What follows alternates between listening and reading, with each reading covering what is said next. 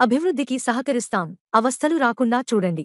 రైతుల ప్రయోజనాలను పరిగణనలోకి తీసుకోండి. అదనపు భూ సమీకరణ గ్రామసభల్లో స్పష్టం చేసిన రైతులు. ప్రజా రాజధాని అమరావతి నిర్మాణంలో భాగస్వాములమై ఈ ప్రాంత అభివృద్ధికి సహకరిస్తామని, కానీ వైకాపా 5 ఏళ్ల పాలనలో రాజధాని రైతులకు వచ్చిన అవస్థలు తమకు రాకుండా చూడాలని రైతులు కోరారు. రాజధాని అదనపు భూసమీకరణకు తాడికొండ మండలంలోని పనిదరం, దామరపల్లి, బండారుపల్లి గ్రామాల్లో నిర్వహించిన గ్రామసభల్లో రైతులు తమ అభిప్రాయాలు వ్యక్తం చేశారు.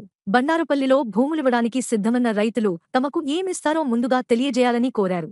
మంచి విద్యాసంస్థల్లో తమ పిల్లలను చదివించుకోవాలనుకుంటున్న వారికి భూములు కోల్పోతే ఆదాయం ఎలా వస్తుందో తెలియజేయాలని కోరారు. తెదేపా నేతలు మధు, రామచంద్రరావు, యడ్లపల్లి సాంబశివరావు తదితరులు పాల్గొన్నారు.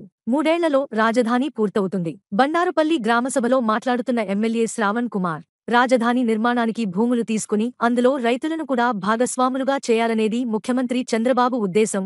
గత ప్రభుత్వ నిర్ణయాల వల్ల రాజధాని నిర్మాణం నిలిచిపోయింది. మళ్లీ కూటమి ప్రభుత్వం రావడంతో నిర్మాణాలు ఊపందుకున్నాయి. వచ్చే 3 ఏళ్లలో రాజధాని పూర్తవుతుంది. ప్రభుత్వం వద్ద ప్రస్తుతం మిగులు భూమి లేదు.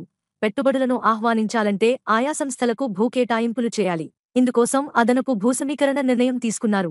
భూములిచ్చిన రైతులకు ఎలాంటి నష్టం వాటిల్లదు. సైనికుల్లా వ్యవహరిస్తాం. పల్లా శ్రీనివాసరావు, దామరపల్లి. నాకు దామరపల్లిలో 2 ఎకరాల భూమి ఉంది.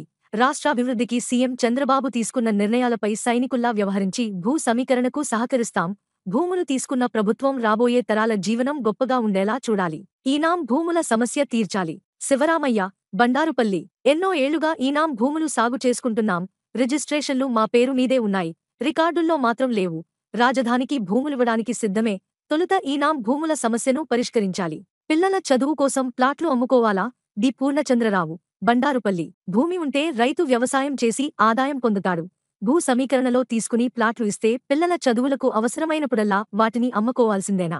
రైతులకు కలిగే ప్రయోజనాలపై స్పష్టత లేకుండా ప్రభుత్వం ముందుకెళ్తే మాకు అన్యాయం జరుగుతుంది. అపోహలు పెట్టుకోవద్దు. శ్రీనివాసరావు, ఆర్డీఓ, గుంటూరు. రైతుల అభిప్రాయాలను తెలుసుకుని వాటికి అనుగుణంగా వారి ప్రయోజనాలు కాపాడడమే ప్రభుత్వ లక్ష్యం. అపోహలు వద్దు. సందేహాలుంటే మా దృష్టికి తీసుకురావచ్చు.